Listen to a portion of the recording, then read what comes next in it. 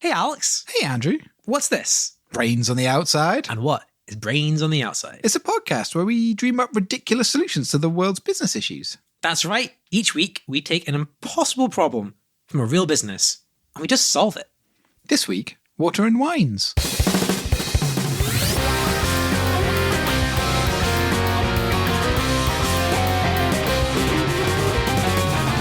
Alex, who are Water and Wines? Water and Wines are a wine-based jigsaw company. They don't make jigsaws made out of wines. They make jigsaws about wines so that you can learn about wine while you do a jigsaw. I fucking love jigsaws. I love wine. Mm-hmm. You drink a lot of wine?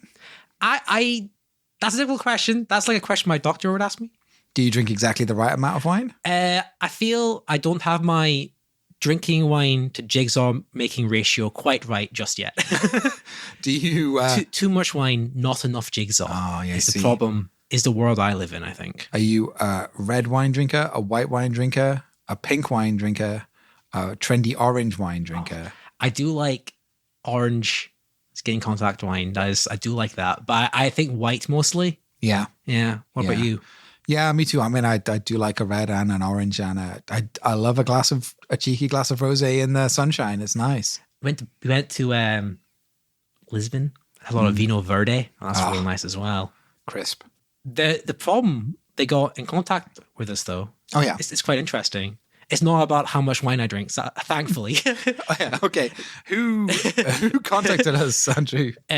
Amy Renew Jin from Water and Wines contacted us. She is their head of marketing there. Fancy.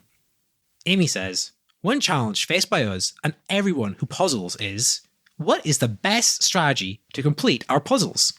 Should you sort by grape colors and shapes, or should you lay out the edges first? We don't have an answer, but perhaps you do. Perhaps we do. Are you, when you do a jigsaw, Andrew, are you an edges person? Do you sort the edges out first? Or are you a kind of madman who dives right into the middle? This might be a bit rambling, but I do have a point to this story. Do you know what the theory of mind is? No. The theory of mind is our ability to understand what somebody else thinks. You learn it as a baby. Okay. So if you tell a baby, I don't know, you show it something inside a box, and inside the box is a bit of chocolate, you close the box, and then you go, does your friend know what's in the box? They'll always say yes, because they don't understand that not everyone shares the same knowledge. Got it. Even an adult gets it wrong something like 75% of the time. Whoa. And it's obviously shocking when you get it wrong, because you only know yourself. This, jigsaws, as one of the places where it broke my theory of mind. I was like, surely everybody does edges. Surely there's no debate. Surely it's not a problem, actually. Wait, there are people out there who don't start with edges. I know. There's this, like, it blew my mind how solving a jigsaw could actually be controversial, because to me, it was so obvious and clear. I was like, surely we're all on the same page. And we're not. Whoa. Wow. Okay, yeah. Edges, obviously edges. Edges, get excited when you find a corner piece as you're going through. Corner. Put those separately. Excited. Yeah. Put your edges together, your edge pieces together. Work it out. There's always a couple missing. That's okay. Yeah. You're going to find them on the way now. Then sort your pieces into vague color piles. Yes. Yeah. Yeah. And then put them in. Just put them in. It's easy and simple. Easy. I was at work and I brought this up to people at work, thinking that, like, well, obviously, this isn't a controversial question. And they were like, yeah, Andrew, it's pretty controversial. Someone likened it to playing Monopoly. Whoa. The level of controversy. And I don't know, maybe that's just their household thing. Or maybe it's universal. But they were like, if you're solving a jigsaw with another person, apparently it's quite a fraught experience. Wow. Do you do like the first layer in from the edges first, or do you make piles? Do you make little islands in the middle and join them together? Oh my god. I hadn't even considered any of this. That's mad. So I see where Amy's coming from. How do you write an instruction book to cover the entire human experience? And I can see from obviously we're a business advice podcast, so I have to think about this with our businessman hats on. Yep. And I can see from a Water and Wines perspective, if you are not solving jigsaws, one, you're going to be dissatisfied with the jigsaw. Yep. Yeah. Two, you're going to be dissatisfied with wine. Yeah, the stakes for Water and Wine are way higher than a normal jigsaw company, right? They could ruin wine. They could ruin wine for somebody. they so much write off the entire Californian region because they were like, well, I can't find the edge piece, can I? And I guess if people are dissatisfied with jigsaws, they're not, if they're not finishing a jigsaw, they're not going to get another one. No, they ain't coming back. They're not, and crucially, they're not learning because they're not doing the jigsaw to learn where the wine comes from in the region. Woof. I don't do many jigsaws. Oh, For actually a reason similar to this, I'm almost scared to start. It's like, because I've started jigsaws before. Previously, in an old flat I lived in with my friend when I was in Glasgow, we thought we'd get a jigsaw and make it. And it sat on our table for ages, half made, until eventually we just gave it back to a charity shop. So maybe this, I'm so in my head now about what everyone else thinks about the world, but maybe other people are in this situation as well, scared to buy a jigsaw, unsure if they'll ever finish it. I got a jigsaw for Christmas, Andrew. Yeah? Yeah, it was a Pet Shop Boys jigsaw. I said yeah there as if I didn't know. It's an awesome jigsaw. It's really cool. It's really cool. It had a lot of black pieces on it, though, which is a lot. But I went through the process of, like, I did the edges first, and then I did the big colorful bits, and then I filled in the black pieces. Now, one thing that I never do when I do a jigsaw is I never look at the picture. Oh, that's... Yeah, I consider that to be cheating. That's madness. Yeah. It's so exciting learning how other people view the world. And that was hard as well. It's just our two faces, right? Surrounded in darkness. Yeah. It's like big pixel faces. So, I imagine as well, if you were making that and you were listening to like the dancey disco music of Pet Shop Boys, you're in this like two contrasting vibes of like, let's go out, let's freaking party. And then also, I'm going to put these pieces in the right places. Very, very gently. Deliberately. Deep breaths. Yeah. So how can we help Water and Wines? I think we need to find a way to help people solve jigsaws. I guess they asked about what's the best way to solve jigsaws. And I guess it's just us trying to find solutions for that, right? Yeah, I guess we don't want to dictate how you do it necessarily. Like if you're not an edge first person, I mean, I sort of put you in the same category as people who bite a Kit Kat without breaking off the fingers. Absolute anarchy, isn't it? Absolute anarchy. Absolute anarchy. But if that's what you want to do, I will protect your right to do it. We got a pretty clear brief there. So I think there's two approaches to this, Andrew, with my business consultancy, innovation consultancy hat on. Yep. I think there is teach people how to do jigsaws better. Yep. And then there is change the jigsaw itself. Change the concept of a jigsaw. I think that's good because once we raise this nation's sort of understanding of how to solve jigsaws, then we can introduce more complex, more interesting ideas. Yeah, you know? Exactly. I just want to throw a bunch of ideas out there. We can filter them down. So you've played a PlayStation 1, right? This has gone instantaneously to a place that I wasn't expecting. Yes, I have played the PlayStation 1. So in a PlayStation 1, when you buy like Spyro or whatever, in the little guidebook, there's like a number you can call. Oh, like a phone number? Like a phone number. Wow. That. Yeah. And you can call that phone number and you can get advice. How's that phone call go? Hey, ring, ring, ring, ring. Hello, is it an actual person? Or in the olden days, when you did phone those numbers, it was usually just a pre-recorded message that would give you some form of cheat code or some bit of tip. But it could be is it a person? I think it's a person. It's a person. And I think it might have you FaceTime. Yeah, I was going to say, because otherwise it's like, I've got a piece that is a bit blue and it's got 3 innies and 1 outie. Oh, can you see the piece that's a bit red? You need that one? You need that? Yeah, I think it's FaceTime and it's a great money maker because you can charge like £1.69 a minute for that call. Oh, yeah. Now that there is a kind of unseen incentive there to make the jigsaw harder, so people have to phone the line. And if you were an evil company, not Water and Wines though. Not Water and Wines. No. So you're saying if they were evil, if they were an evil you could make a lot more money that way. Just make it really difficult. Okay, well, and then you make the jigsaws itself really cheap. So the jigsaw's like £2, but you end up spending £500 in phone calls. Yeah, you are giving the jigsaws away for free. You probably understand that costs a lot of money. Yeah. Well, what do you bring if that's for an evil jigsaw manufacturer? What do you bring to the table for a good one then?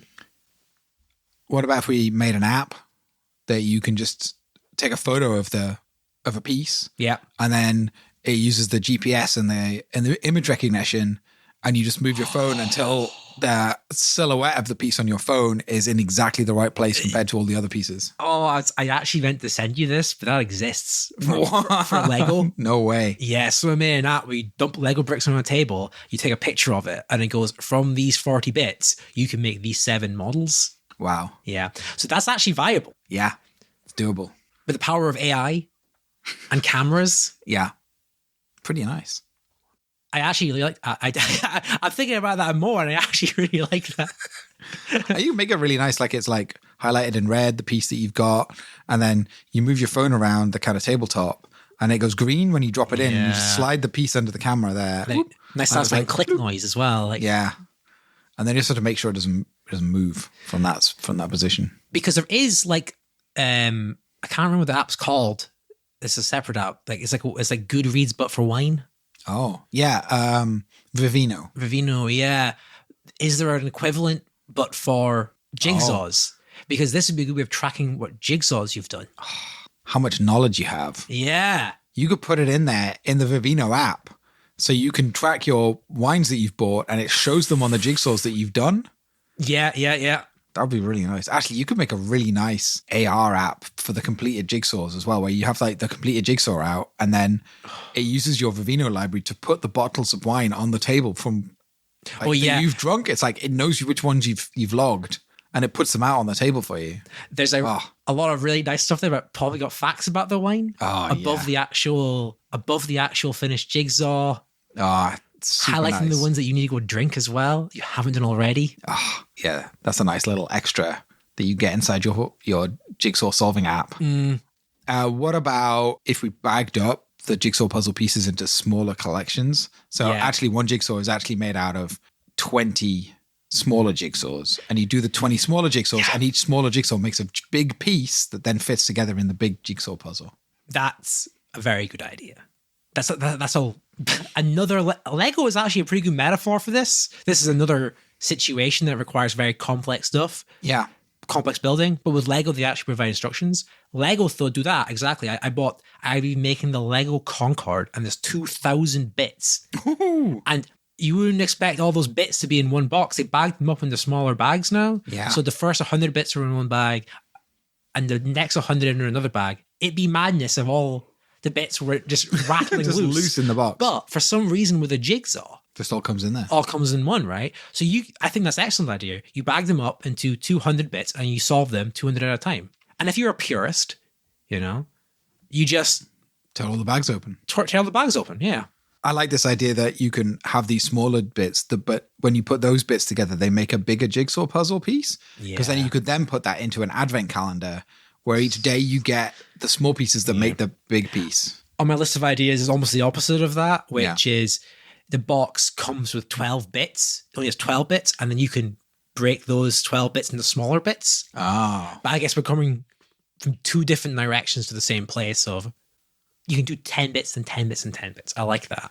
It's nice. It's tidy. I mean, I guess that is dictating how you would solve a jigsaw because it's like, well, there's no creativity there of only doing the edge pieces or only doing the middle bits first. Maybe, Andrew, though, that creativity and that kind of chaos is actually detrimental. And maybe there should be a more unified way of completing a jigsaw.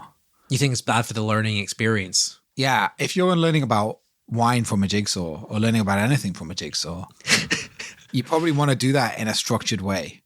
Yeah. Like there's probably a useful structured way of doing that. And maybe we should standardize the way that people do jigsaws to make that learning process easier. Another way, I guess you just sell multiple versions of the same jigsaw. We've bagged this jigsaw up for the edges first, and we've bagged this jigsaw up for the middle bits first. And then you can choose which way around to do it. Yeah. Yeah, that's nice. I kind of just want to force everyone to do jigsaws in the way that I do jigsaws, though. Impose that viewpoint of the world. Yeah, maybe when you're at school, you get taught this is the jigsaw method. This is the water and wines jigsaw method. This is how you're going to do it from now on. Specifically for water and wine. But I guess at that point, it's just water. If you're in school. Yeah, that's true. It's just this is the water method of solving a jigsaw. Well, I don't know, because kids love to think that they're, more grown up and that they are more adult than they are. So maybe giving them access to the water and wines jigsaws, but not the actual wine is the way to go. And then that's aspirational as well. Like in the same way that Microsoft will give students and pupils of schools free Office 365 accounts, because then that's aspirational for them when they grow up. They're like, oh, well, I've used Office 365 my entire life, so I'm going to continue to use it, even though it now costs me money. Maybe Water and Wines are dishing out free jigsaws to school kids because that's setting them up to be able to do the jigsaws in the future. That's really interesting for the jigsaw perspective, but from also the wine perspective, because then they're making their jigsaws, they're getting the Vivino phone app out, ARing the jigsaw and realizing there's 19 bottles there that they haven't drunk. Yeah. Not that I'm encouraging underage drinking No. in any way, but I guess it's more like you're teaching people about nice wines earlier instead of when they go to turn 18 and buy a £4.50 bottle from Tesco. They're like, I need this £75 bottle Of the good stuff. of the good stuff. Yeah. Because I know that this is going to be premium. Yeah. Yeah, then Water and Wines are also seen as doing like CSR because they are helping with learning in schools. Oh, as well. Yeah. They're helping to teach people stuff in schools. And if, again, popping my evil hat on, if you're an evil company, then Water and Wines could make their jigsaws in such a way that their methodology only solves their jigsaws. It can only be used to solve a Water and Wines jigsaw. You take that to a was jig, That ain't working. and that ain't working. You base the whole thing on color of the grape. Yeah. Then it's like, well, there ain't no grapes in this other one, is there? Yeah. I like this. We're heading down an interesting path of, well, how do you do that? How do you make it unique, this learning method? We need to enter the break soon. Let's do that now. Let's do that now. And then we come back. And do that. Yeah. What ad do we have today, Alex? We have a very appropriate ad this week. Oh, excellent. Andrew. Yeah, it's pretty good. It's wine-based. Ooh, timely. Yeah. Yeah, it is. It's very good. So this is it's Wine Hat. That's what the company's called. Just Wine Hat. Just Wine Hat. Just Wine Hat. All lowercase? All lowercase, yeah. Very classy. Exactly. Yeah. And it is a large brimmed hat that has cup holders all around the edge of it that fit a wine glass perfectly, or you can get a champagne flute version of this as well. Slightly more expensive because champagne's slightly classier. But yeah, wine glasses all around the edges of it. And then on the top of the hat, it has a special 8-way straw that goes into the 8 wine glasses that are around the brim that comes down the middle of the hat and straight into your mouth. That is classy stuff. It is. It really is, because the designers of Wine Hat realized that when they were once at a tasting restaurant and there was a wine flight that went alongside the tasting restaurant, that there were a lot of wine glasses cluttering the table around them the whole dinner time through. And they could make a lot more table space for dishes if they just popped the glasses in the hat. That's excellent. And I guess as well, if you're eating dinner, a tasting menu, your hands are busy, you know? Yeah. You're knife and fork. You don't have a third hand for your wine. This is excellent. I think it is a really clever idea.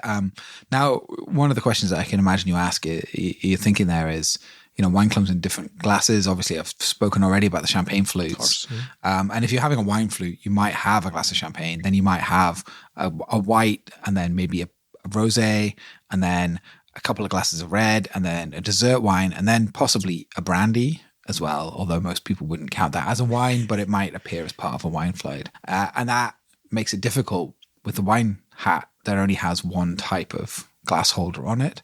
But there are little adapters that you can buy that allow you to change the glasses that are... You know what? It's classy stuff, and I expect nothing else from Wine Hat, a classy organization. My one question is, I guess like a lot of the flavor and taste of wine comes in the smell, you know? And I guess just the very nature of a hat, Yeah. the wine hat's quite far away from your nose. Is there a second straw potentially that clips into the wine and goes like more to your nose so you can smell the wine, and then a second straw to drink it? The nasal straw. The nasal straw, That yes. does actually exist there. Yeah, there is a tube that you can get that comes down from the top of the hat and plugs into the nostrils directly so that you can get a good whiff of the wine. Now, in order to try and aerate the wine a little more and to get the air moving into and down the nasal pipe, there are small fans attached as well, which I'm not going to lie, can make the hat a little bit noisy. But in your average fancy restaurant setting, most people are wearing a wine hat these days. So it's just a gentle low hum in the background. You get used to that sort of white noise, right? It's actually quite soothing, I find. Soothing. I think this is actually a really brave company. Yeah. I think it's taking a big risk here. You know, hats filled with alcohol kind of have a bad image. They aren't seen as classy, but this is like real visionary stuff, really brave to try and disrupt that market and really change the public perception of drinking alcohol from a hat. Alex, if any of our listeners have a business idea that they would like to share in this ad break, how would they get in contact with us? Well, Andrew, they should email us on brainsontheoutside@gmail.com.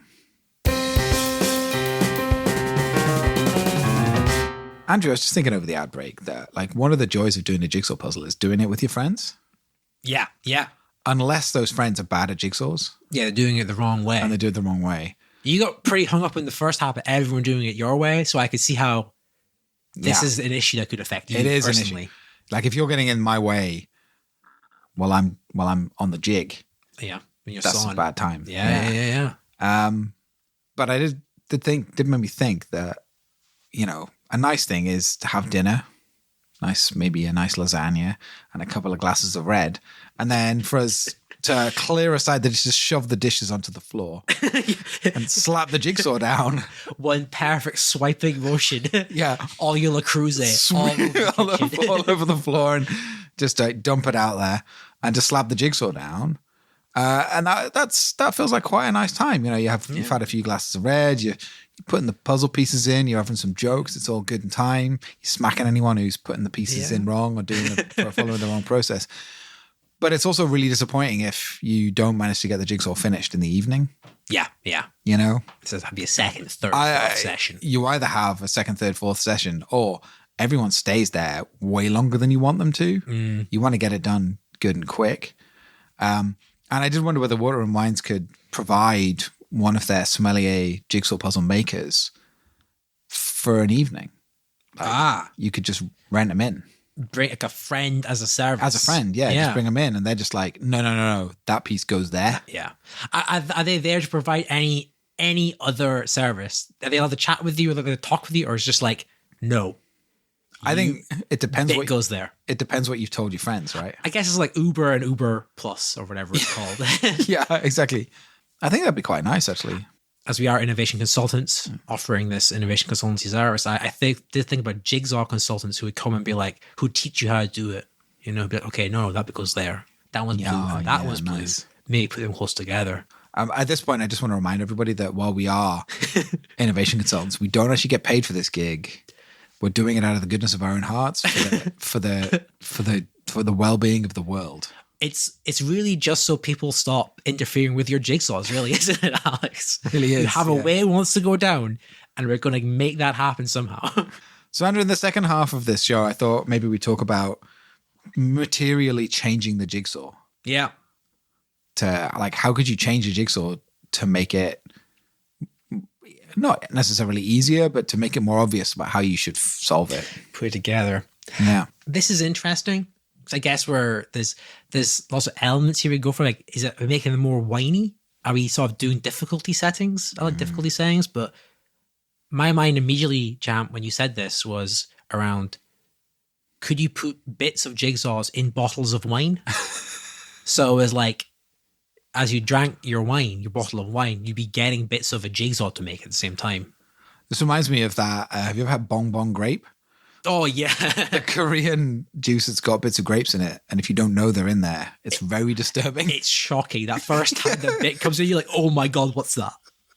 Why is there grape in my mouth? Yeah, you'd really need to put a big sign on it that said that there were jigsaw puzzles in here. Otherwise, it's like going to be a funny, weird, mouth crunchy time.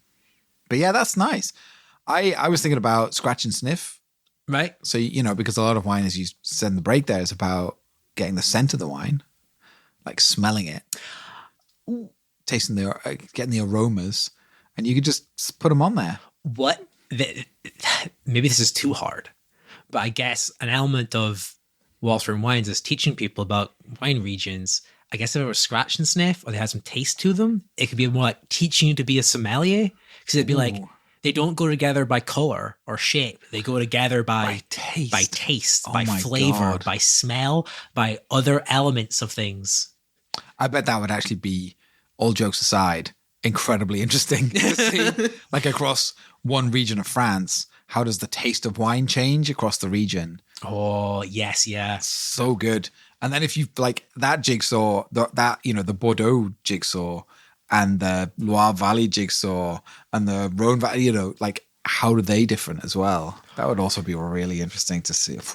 Do they, like, I don't know if it's too hard if they don't clip together normally as well. Yeah. Or if it has to just be, they're just squares that taste and smell a certain way and you sort of line them up.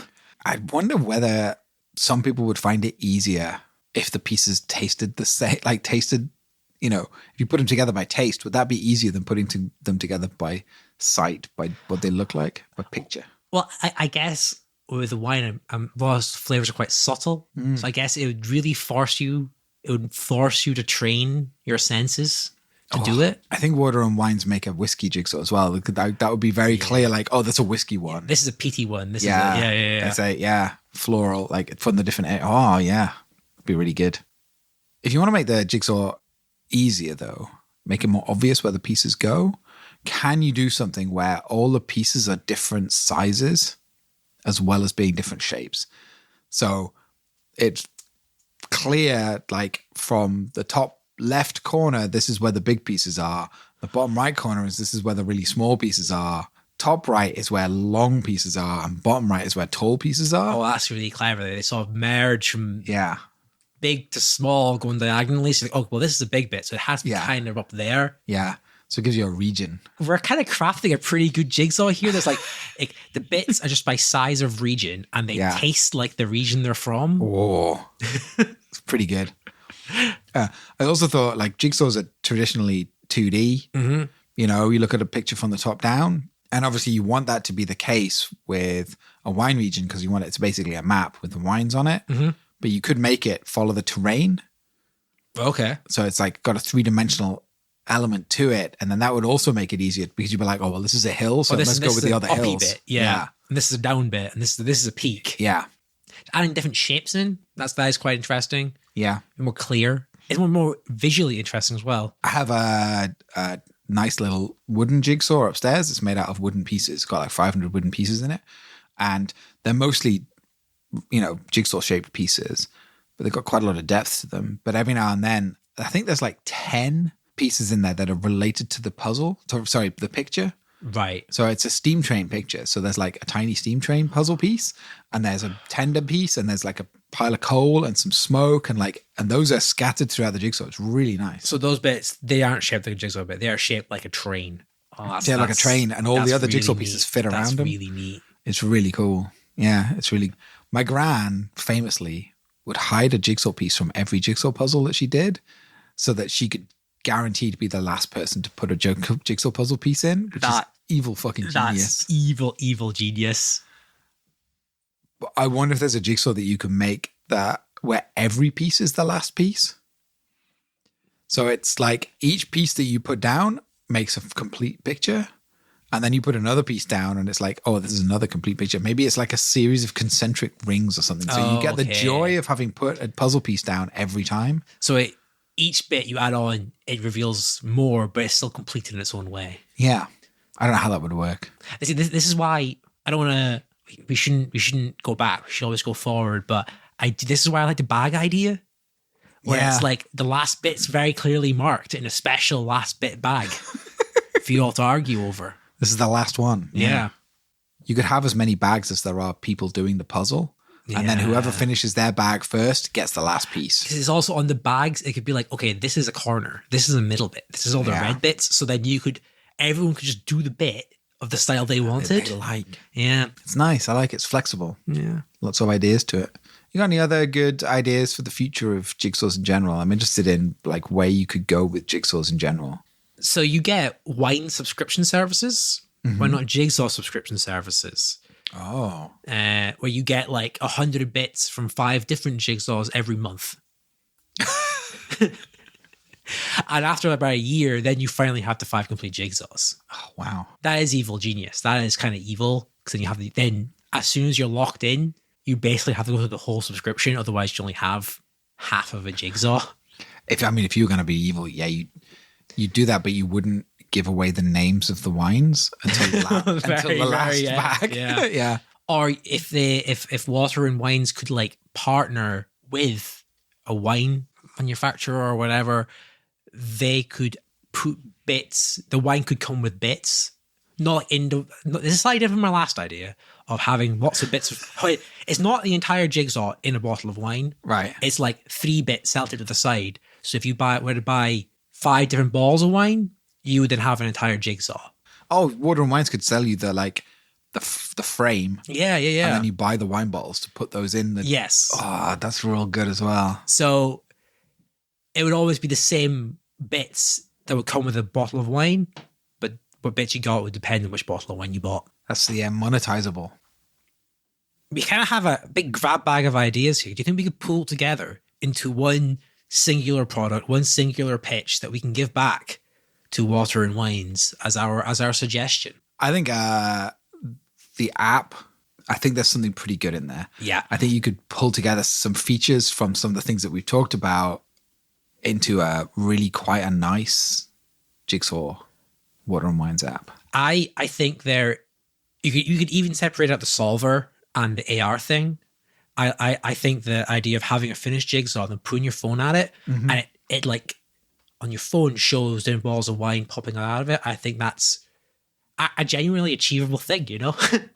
I think it's really nice. I love the idea of the 3-dimensional jigsaw as well, which like showed the terrain also. And you could do that. You could like use AR, couldn't you? You could scan the jigsaw and it's like, and the AR version of it is all nicely animated and it's like 3-dimensional and it's showing you what the average weather across the year is like. So you can learn about why the wine tastes a bit like it does. And you could dig into like, what is the soil here? What kind of grapes are grown over here? Why does it taste like this? And it's popping that information up at you. It'd be real nice. It's fun. It's kind of playful. It's kind of could link into actual wines out there in the real world. Being like, you've drank these 3. You can imagine going to a shop and scanning like a bottle of wine and be like, oh yeah, this wine is in this jigsaw. Oh yeah. There's some interesting collector's feature thing before you even get into like, well, this comes with 3 jigsaw pieces for another set. This is actually just quite nice about being a Goodreads or a what's the wine app? Vivino, but in the sort of jigsaw AR world. I think there's a really nice crossover between Vivino and Water and Wines where it does use that real data that you've put into Vivino, it projects it onto the jigsaw. But yeah, I love that walking into the shop, you scan the label and it's like, this, you haven't drunk this wine yet, but it's on one of your jigsaws. Yeah. Oh yeah. That's real nice. Is there... we're already fleshing this app out, but is there like a why would you do that? What's the benefit of you going to the shop and scanning it? What are you getting out of that interaction? Is it like, is there something where if you do that enough, you get money off the jigsaw? Is there something that's like, you get money off the wine? Or is it an exclusive jigsaw if you get enough the wine? Or is it just pure the joy of the collection? Yeah, I think collectivist, like completionist stuff, you're going to tap right into that. You could totally do it so that if you tap enough wines, in shops, that you get 10% off your next jigsaw from Water and Wines. That's totally doable. But actually, you said it, and it's that collectivist thing. You've bought this jigsaw, and it's like, I trust Water and Wines to be good sommeliers. Yeah. Actually, if it's on that jigsaw, I want that wine. Yeah. It's almost like a mark of quality of like, oh, yeah. Like, I've scanned this wine and it's on that jigsaw, or the other way around. I built the jigsaw, and now I want to go look for that wine. I think that's quite interesting. It's really nice, and like Water and Wines could do specific, like there are some famous sommelier in the world, and like your jigsaw is set up by them. Like it's set up by them. This is the I don't know. I can't think of a famous sommelier in my head, but this is the sommelier from the Ritz. Has pulled this together for you. This is the wines that they would drink from this region. I guess there's an issue there of like, you now have to physically make this jigsaw, but now there's like an element of, well, maybe it's just a virtual jigsaw. Yeah. You've drank the 5 wines this guy has recommended, and you've virtually created a jigsaw on your phone. I guess, yeah, it's just an overlay, isn't it? On the top of the, you've bought the Bordeaux jigsaw. Now, do you want the Bordeaux jigsaw information from the guy at the Ritz, or do you want the guy from, I'm trying to think of another freaking hotel, the Waldorf Astoria. Yeah. I love this, but does this answer Amy's question about what the best way to solve a jigsaw? To wrap up, what is the best way to solve a jigsaw? The best way to solve a jigsaw is definitely pull out the edges and get the corners. Yeah, get the Start corners. there. Work from the outside in. Yeah. And then do the colorful bits that are clearly, obviously doable. Yeah. And you can enforce that with bags. That's it. Well, I hope we helped Amy out there. Yeah, I hope we helped Amy out and Water and Wines. I think there's some good ideas in there. Yeah. I think there are some bananas ideas in there. But that's what people listen to the show for. Exactly. I just like thinking of weird apps. Yeah. Yeah. Now that we're at the end, we have to thank Rich Enderby Marsh for the amazing theme song. Oh, I love our theme song. It's so good. It's so good. If someone else listened to the show, loved the theme song, and wanted to show their gratitude, how could they do that, Alex? I can think of 3 ways, Andrew. I can think of 3 ways. The first way is open the podcast app of your choice and press that 5 stars button. Leave us a rating, leave us a review. Yes. That's way number 1. Way number 2 is turn to the person sitting right next to you right now, whether you're on the bus or at work or at a funeral or in a church or in jail or down the supermarket, and say, hey, have you listened to Brains on the Outside? It's extremely funny. Yep, I think that would definitely work. And then the third way is to get an envelope and put £4,000 in cash in it and to post it directly to us. If you email us at brainsontheoutside@gmail.com, I will give you an address. That last one, actually, I do love the 5 stars. I do want you to tell your friends, but that last one would really fucking help us out, guys. $4,000 in an envelope. Not bad, not bad. We don't get paid for this. Water and Wines don't give us any money to do a whole episode about them. So someone's got to pay for it. Someone's paying for it. Someone's got to pay for it. Alex, you have one final business idea. Yes, Andrew. What about a leadership book that teaches you how to crash a business into the ground? Keep your brain on the outside. Keep your brain on the outside.